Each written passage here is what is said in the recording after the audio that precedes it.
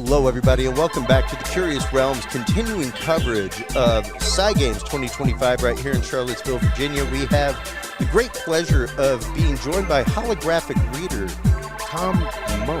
Welcome to the show. How are you today? I'm good, and it's actually Matt. Oh, M-A-T-T. Matt. I'm sorry. Two first names. No worries. No, I'm glad to be here. Thanks for having me on. Yeah, I am a holographic reader, actually. And a lot of people are going to say, what does that mean? Exactly. So I developed an ability about 12 years ago coming out of a mental health crisis. I was able to see holographic images that are everywhere around me, around us. I call this ability Upsight Vision, which is the ability to see and interact with these holographic images. Okay. Now, when this happened, as I'm sure anybody would this happen to anybody, they would think, okay, something's wrong with the brain. You know, I need to get it checked out to make sure there's nothing wrong with the brain. So, I got 2 MRIs. Nothing is wrong. There's no damage, no stroke. And I say mental health crisis. That was brought on by heavy addiction and drug use. Sure. So I've been clean and sober for 12 years. Good for you. Yeah, and this ability stayed with me. And I've developed it. It's evolved. I've gotten better at understanding it. I've done a lot of research at it. In fact, I was flown out to the Institute of Noetic Sciences. Oh, wow. Yeah, Dean Radin, I got in contact with him, and his team set me up out there, and they did some randomized testings for EEG testings to see what my brain state looks like while I'm using Upsight Vision, is what I call it, as opposed to memory recall or your mind's eye. Sure. So when I say this, everyone's like, oh, that's a vivid mind's eye, good memory recall. That is incorrect. I have a vivid mind's eye, and I owned an advertising agency for 20 years. This is something different. This is external. In fact, my pupils dilate when something is arousing or exciting. Wow. My eyes get tired like watching a movie. Yeah. There's something called smooth pursuit eye movement, where if something is tracking across a wall, you follow it. You can't fake that. In other words, it's external. Yeah. And there's other ways. Those are the ways, the external ways. And the biggest way, of course, from a scientific and measurable standpoint for what they did at IONS, they measured my brain states, alpha, beta, theta, 200 randomized tests of an image that I would recall. Like, so in other words, they would bring up, let's say, a picture of the Eiffel Tower. Okay. I would think about that, what it looks like in my mind's eye. Then I would see it in front of me with Upsight Vision. Now, the brain waves changed across all those different states. The 2 biggest ones, and if anybody knows anything about mediumship, the theta state, there's definitely a big change, a big activity in the theta state when people are in mediumship, lucid dreaming. So they kind of anticipated there would be some activity there. The thing that surprised me the most, in the alpha state, which is traditionally a relaxed state, my brain was, there was one, I don't know the scientific term, the left frontal lobe area was repressing something or suppressing it maybe, and there was a ton of activity. Yeah, there was a way more activity than normal in the alpha brain state. Well, especially because the frontal lobe is where we have so much control. That's where impulse control, things like that come from.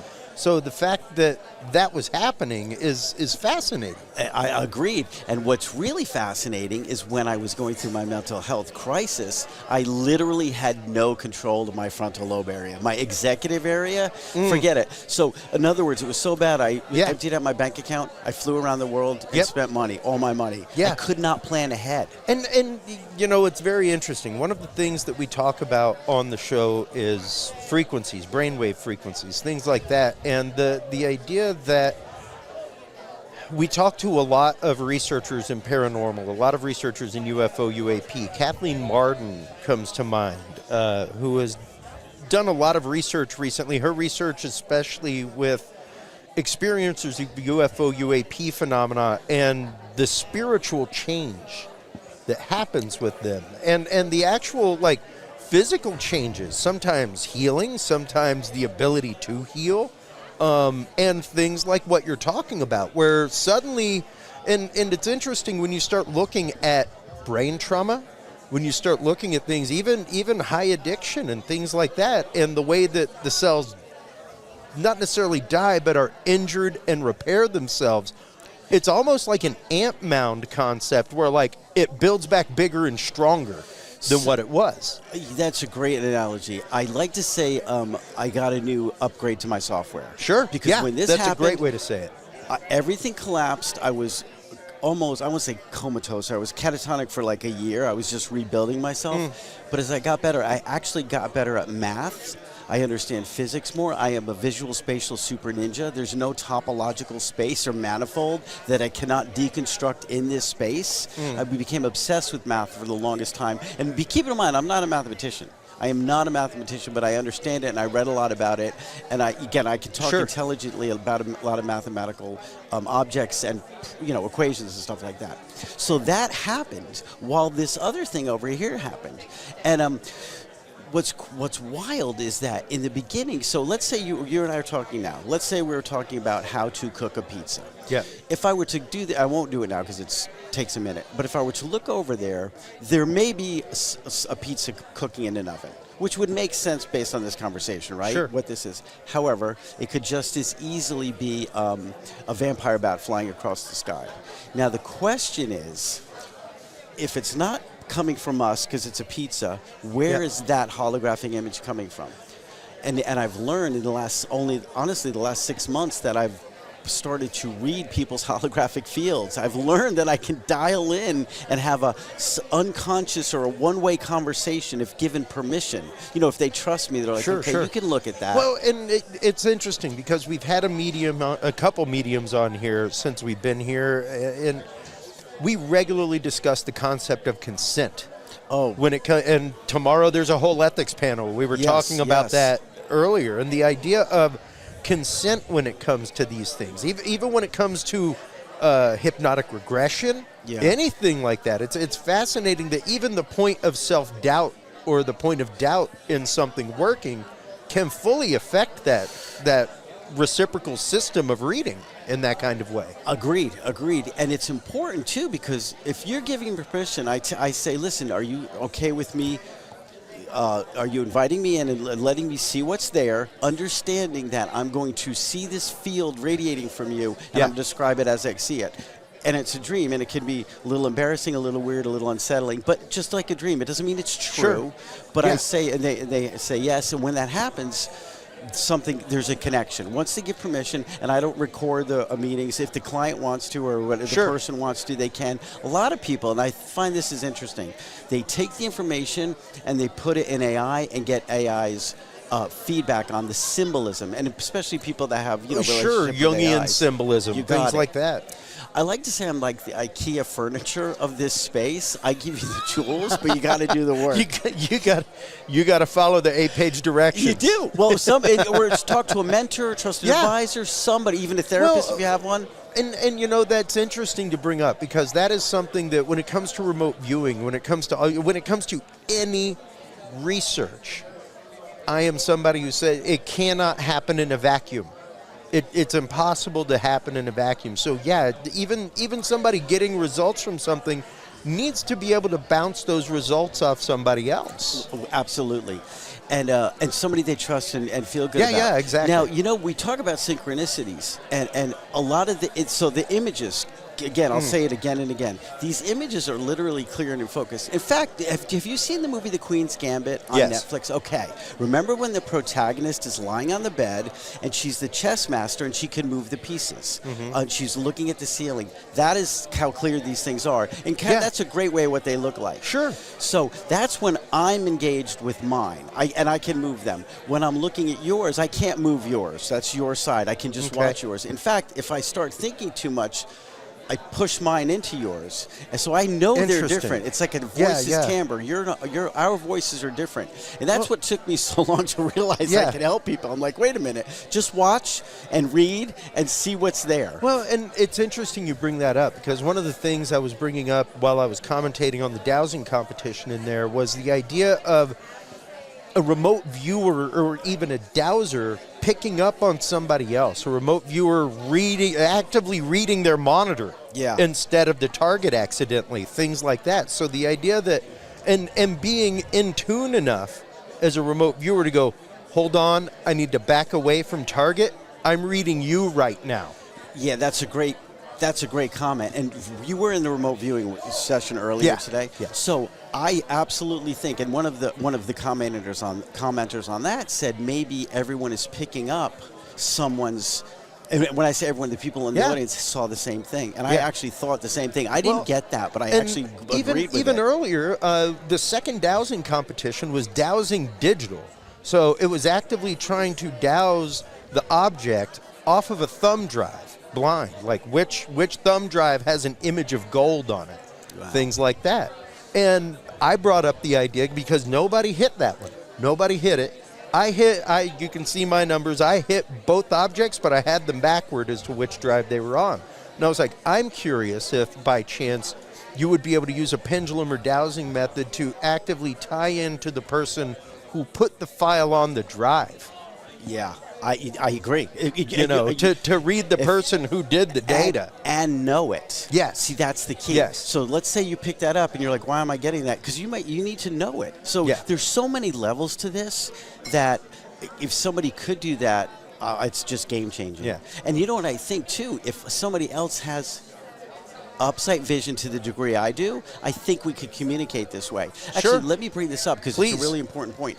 I've talked about this on a number of podcasts. Every time I do, and I say I think it's mutation happening in us with our environment, polar shift, microchemicals, all these things, climate change, whatever. Something's changing within us. That's what I believe. For survival, for a communication element. Every time I talk about this on podcasts, somebody says, I have this to one degree or another. Mm-hmm. I wrote a free PDF you can get on my website. Download it free. It's called The 8 Stages of Upsight Vision because I had to go through these stages to get where I am. Yeah. And many people that say they have it to a certain degree. Sure. Maybe not to the level that I do. But I think this has been happening forever to some degree, but the moms and dads are like, no. There's an anecdote. Can I tell an anecdote? Please, absolutely. Okay. So I have a Facebook page, which I never did go to, but a woman posted on it last year.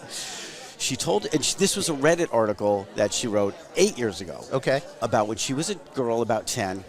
She had a sleepover, and she could see these holograms. She didn't tell anyone about it, and she had a sleepover with her best friend. They were 10 years old, and they were on the bed, and they were like, hey, do you ever see things other people can't see? And her friend said, you mean like the 2 fish that are floating in front of us? So the girl was like, you see that? So they had this moment of both seeing this thing. Mm-hmm. Okay, this is going 28 years ago or something. So they had this moment. Her friend moved away. The other girl got older, went through puberty. The ability stopped. But they connected later on Facebook, and the girl remembered it. That's just a long way of saying we have this thing. It's not nurtured. We don't understand it. Our moms, and I have people even tell me this. I used to tell my mom this. She said, "Don't tell anyone that. It'll keep you crazy. They'll think you're crazy." Yeah. You know. Yeah. Or now, it's just your imagination. Or 100%. Very, very well said, Chris. The other thing, I thought the thread was going to be addiction or drugs, something rewired the brain with the people that came forward. Trauma, that's incorrect. It's incorrect. It was, in fact, trauma. So there was people that are clean and sober their whole lives. This 6-year-old woman, she's like, I've been doing this since I was a kid. Oh, I had a really hard life. I had a lot of struggles as a child, and that's why she doesn't do drugs. So trauma is the thread that opens this thing. And that's just it. It's one of those this is just where I come from with it, and a lot of it has to do with my background, things like that. But I think it's because when you go through a trauma, you have to find something, anything, to be able to hold on to and make yourself feel whole. And if that's it, and the only person you can identify with is you get in touch with yourself in a different way at that point. And the spirit comes through. Whatever this universal guide is that cares about us seems to come through. And if you resonate with it, it's magic. So I'm curious about what your thoughts are about that this event is even taking place. You know, that this event is even... I want to know what your thoughts are on this, because I'll tell you what my thoughts are. I am in love with it. I am in love with it because I do conference AV for a living, number one. The tech they're using, the things like that, absolutely awesome. But in addition to that, when you look at... The thing about events like this is the community. And once again, research does not happen in a vacuum. This is one of those, especially with remote viewing, things like that. There are numerous modalities. And it really is one of those situations of there's 18 different kinds of hammers, and they all have an exacting purpose. Yeah. You know, you do not use a framing hammer to do finishing work. You don't use a finishing hammer to do framing work. But a good carpenter has them both in his toolbox to be able to use whichever one he needs to use when he needs to use it. I agreed. And that's great. So if I can jump on that. So we've got 5 psychic abilities here now. Upsight Vision, the thing that I have, I looked everywhere, right? I'm like, there was nothing. It's a different concept. It is definitely it's a different concept. And I wrote a blog for Ions, is Upsight Vision a psychic ability? Yeah. And I talked how it's I think it will be, or maybe a human ability, but I related it to remote viewing, which it's not, because these things are vivid. But it's a relatable concept to remote viewing to an extent. Well, and I even said, I can't remote view like people who are trained in it. If they want to find the house on Maple Street, I typically find the house on Elm Street. Sure. You know? But the important thing is you still found a house. Yeah. And like I say on the show and even in my talk, we have to remember that our misses are where we learn the most. Yeah. Being right isn't where you learn.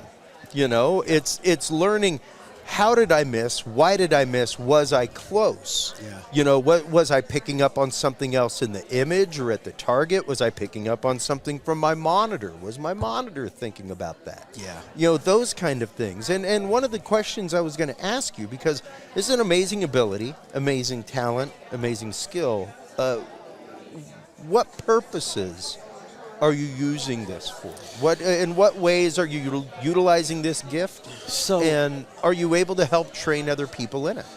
Okay, so I have not done any training because I don't feel like I'm a master at it. Sure. And I don't want to teach somebody something that I have not completely mastered. Okay. That's why I have an FAQ section on my website. All right. The last one is everyone says, can you teach me? I say, not yet. Not yet. I say eventually. Soon.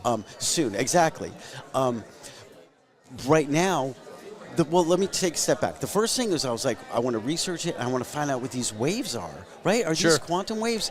I don't think they're electromagnetic waves. Let me tell you why. Please. When I was in my second MRI to see if there was something wrong with my brain, I said to myself, wow, I'm going to do this in here. And I thought the giant magnets would influence I thought it was an electromagnetic wave. Sure. And I was like, the giant magnets are going to make me not do it. Yeah. That was my hypothesis going in, my thesis going in. So I'm in there and I'm doing it, and I'm like, it was business as usual. So then I'm like, wow, the magnets have no effect on it. So now I'm like, it's quantum gravity or gravity, something that's not affected, or dark matter, something else. Yeah, quantum entanglement, right? What have you. And I had that thought for the longest time, for the last 4, 5, 6 years. But somebody said to me, he's like, well, you know, the light is also electromagnetic wave, and you can get light inside of a your brain actively makes light. Right. Well, with every thought process. Right. So maybe it is a part of it. Could be. To your point, I'm at a conference with, his name is Hofferman or Hammeroff, about the orchestrated theory of HR. Him and Penrose have a theory. These microtubules in our brain are reason we're conscious. Okay. Those microtubules, I was sitting next to him, I'm like, well, it's not, I don't know if I'm really seeing holograms because I don't know if the brain can produce it. I'm just happen to, it may be a throwaway sentence. Yeah. He says to me, actually, the light does emit tiny photons of light in the microtubules. And I'm like, that's right. Yeah, he literally said this last year. I'm like, that would have been good to know earlier. Yeah, but whatever. Your thought is light, quite literally. Exactly. Quite literally, your frequency of thought is light. So now that takes us down the simulation hypothesis, right? Now we're really dense holograms. That's, arguably. Some people think. This is typically how we think of traditional holograms. Yeah. Maybe that's happening. Well, and the idea, one of the things I speak about regularly on the show is the idea that made A's in 9th grade science. We're all 90% empty space. Yeah. What we feel when we touch a table is a repulsion of electrons. So the idea that you're tapping into something else, even the idea that remote viewing is not bound by time or space, because, well, time's the only thing made up in physics. Right. Right. So, the idea that you are seeing something with the mind's eye in a different way. in a different synesthetic way in that kind of means. Well, you know, it's funny. So I used to say the word synesthetic, and AI said that's not synesthesia because that is uncontrolled. And I was like, Yes. all right, you know what? Fine. Yeah. It's so funny because I stopped saying that now. Is this fully controlled by Yes, you, 100%. or are Well- there times where things happen? But because much like a medium, like sure you have control over it, but there are times where you walk in and hey, something just smacks you in the face, and now you got to put your defense up. So when my attention is on it, again, control, it's a funny word. Sure. But It once is. I engage with it, we can have a conversation. I have a holographic conversation. It's a back and forth. But where is it coming from? That's my. I mean, that's the The real collective question. Unconscious, the Akashic records. And why does it care? Why does it care that it wants to educate me? Right? That intrigues Maybe it me. cares because you care to know. Agreed. I don't know. Listen, man, this is way above There's my something pay grade. special about being curious. Yeah. You know what? In fact, I'm curious / persistent Sure. is the reason that this 12 years later I'm here, because I emailed over 100 academics. Wow. They're like, you know what? We're not interested. Finally, Dean Radin and his team, they're the ones that said, yeah, let's do it, you know. Yeah. And again, even talking to that science team, because I was like, I can do this. They still needed to guide what we were going to do. Yeah. Right. And I love that they were so smart to figure out, okay, let's do just a baseline study. What are you looking at? Again, memory recall. It's so simple. Well, and it's kind of like when we were talking yesterday about doing this show, I was telling you about an experiment that I'm getting ready to do about perception in the mind. And it's not even the fact of it's how does the mind begin a remembered image? Not like, hey, look at this circle. Now draw it. It's the fact of, you know what a circle is. Draw it. Do you begin perceiving a circle from the top to the bottom, from the top left around, bottom right around? There's so many ways to begin the process of perception. Yeah. How do we begin that process? Yeah, you no, know, and, yeah, no, and even that's fascinating. It is. And that makes me think of sometimes when I do this in the Redwoods, California. Mm-hmm. So I've been in the Redwoods, which is a completely peaceful, ancient place. Yeah. It feels different when I do Upsight Vision. When I do New Interesting. York City, it feels Interesting. like it's compressed. Dense. The brains are like, I literally feel like I'm in a vice in New York City. Wow. Even here after 2 days. Pressure. Without a doubt. Yeah. So, and the shore is different than like the Florida coast, and it's wild. And you know that goes a lot to A, presence of mind, B, just vibrational connection. One of the conferences that I sponsored when I first rebranded to Curious Realm was the International Association of Near-Death Studies. And I'm a big fan of IANS. I love their work. IANS, we need to do an episode again soon. But that was, and once again, I attend conferences with 10, 30,000 people, psychic conferences, paranormal conferences, all kinds of things, conferences with demonologists, man. Yeah. Never once have I stepped into a room like that and been kicked in the gut with energy. Like, Which one? Like beautiful, good energy. Don't get me wrong, but it was thick. Which one was it? And IANS, the International Association of Near-Death Studies. Now, this is a room of people who have, again, been through a major traumatic experience in their life of a near-death experience. Now, granted, they've probably come to a peace with that, come to a beautiful peace with that. Sure. It's magnanimously changed their life. However, when you consider the fact of these people have been frequency shifted, the example I give is a magnet and a needle. You leave a magnet next to a needle long enough, that needle's a magnet now. Absolutely. You know, and when you've had that kind of trauma, if you have been taken aboard an alien spacecraft and brought back, your vibration rate will be forever changed. If you come back from the void or from even a void near-death experience or a light tunnel near-death experience, your vibration is forever changed. There's something about you that is shifted in a different way now. Yeah, for sure. And you can see, Did you find those people saw non-human intelligence and angels and stuff like that, or was that There part of the there were a discussion? few. There Okay. were a few. And once again, the ones that fascinate me are people like my friend Mindy Topfest, stuff like that, who went and saw nothing. But They saw nothing. She came They back had peaceful, though? They saw nothing. They heard nothing. There was no like, "Hey, do this to change your life. Go forth." Oh my God, my old dog on the way out. Like none of that. Interesting. Utter darkness. Utter Was darkness. it scary, though? Was it peaceful darkness? 'Cause you Peaceful could- darkness. Okay, at least peaceful that's something. darkness. I mean, and coming to a point of understanding darkness, but still, the idea that there was nothing there, Yeah, but they're still changed in that way. yeah, for sure. You know? Yes, I do. So so trauma you said, being tied So to here's it. something that I also get this when I talk on these podcasts. Sometimes I see non-human intelligences, right? Okay. In these holograms. Sure. And everyone says they're demons or demons. Not everyone, many people. Now, here's the thing. And, okay, this is, I don't know if we'll have time for this, but so I okay. say there's Take all two the time you things. need. A hidden biosphere, Yep. right, that is part of us. So that's the biosphere that we can't see. Just like a dog hears a whistle, that Yeah. they hear something down the way. There's something here humans can't see, but it's here. It's not Yep. an extra. It's not an extra dimension. It's part of us. Those things show up, and they're like the moth that has a snake's head on its back. The ones that look like demons, because if you stare at them long enough, I've learned at least in this space, they crumble, they evaporate, or they turn around. So I think they don't like us poking around there, and I find that really interesting. You know, I have a rote phrase that I say on this show and others whenever I'm guesting on them, and that is, I believe that there is a large hominid creature roaming the woods of North America and beyond. But I think that there is also something else that is willing to use the trope of our mind as a point of entry from our consent. Yeah. So the idea that, just like what you're talking about, that there is a biosphere that is bilocating with us right now, where they can see us, we can't see them.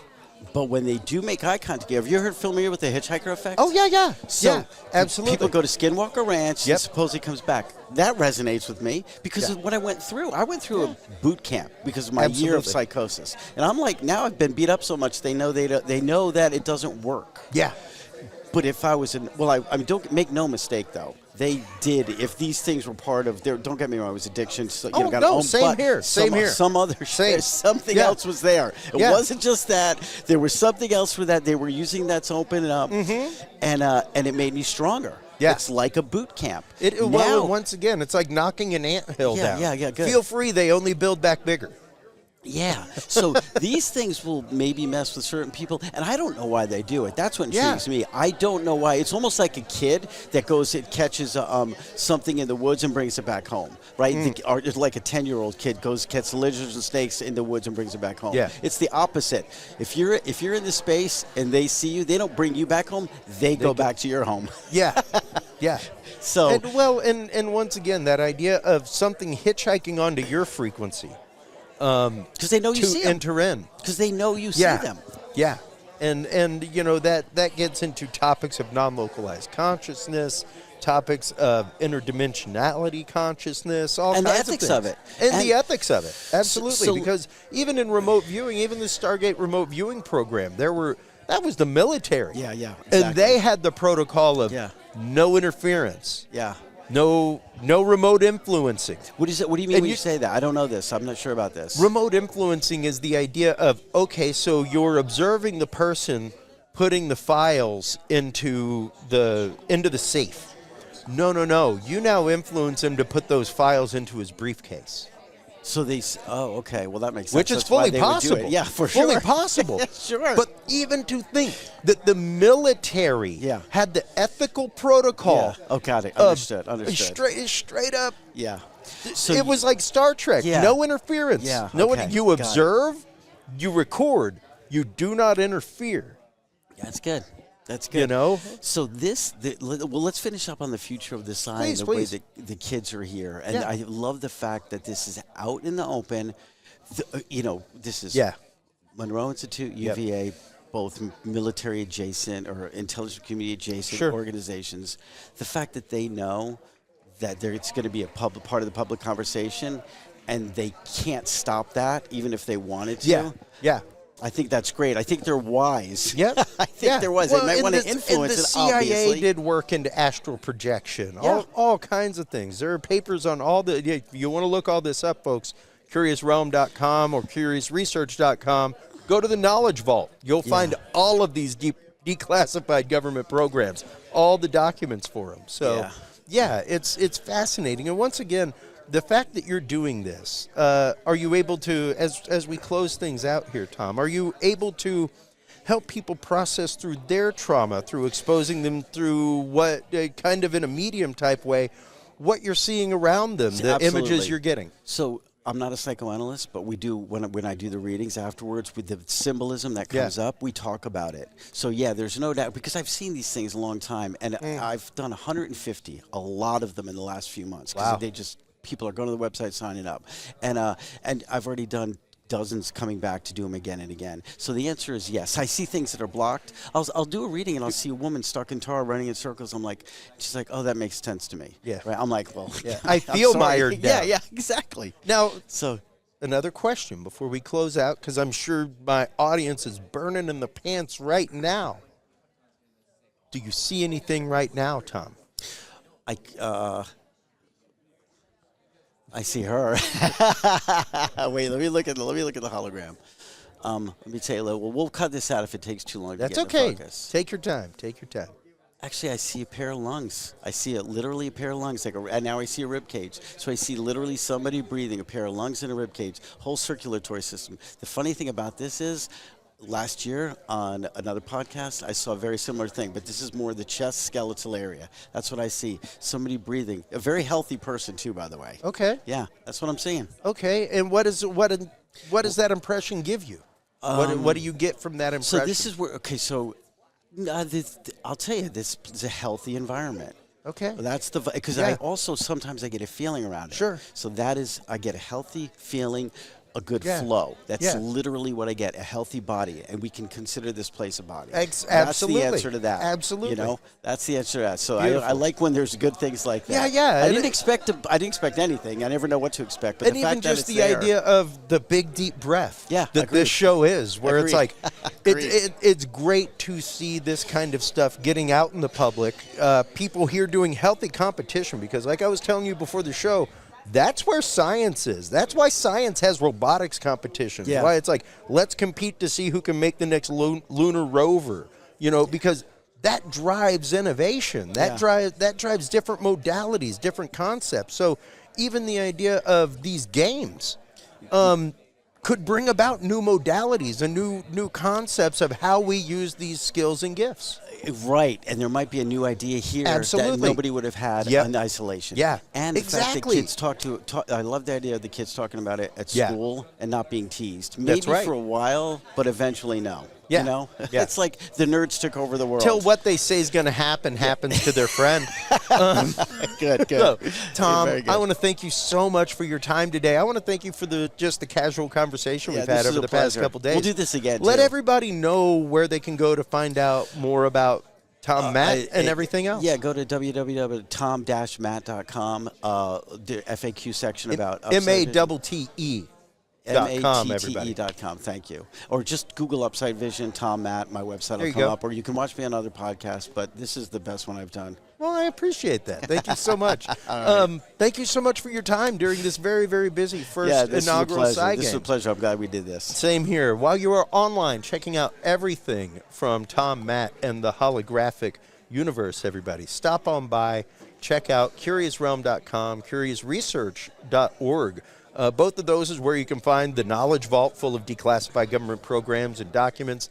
And also, all new on curiousresearch.org, we have a tools section. So feel free to visit that if you're an investigator in the paranormal. We're going to be adding some of the things that were talked about here at PsiGames this week. These are all tools that you can use to analyze data, to gather data, all kinds of stuff like that. Free tools that you can use for your research. So go on by, check that out, curiousresearch.org. When we come back from this quick commercial break, we'll be continuing our live on-site coverage of PsiGames 2025 right here in Charlottesville, Virginia, right after this.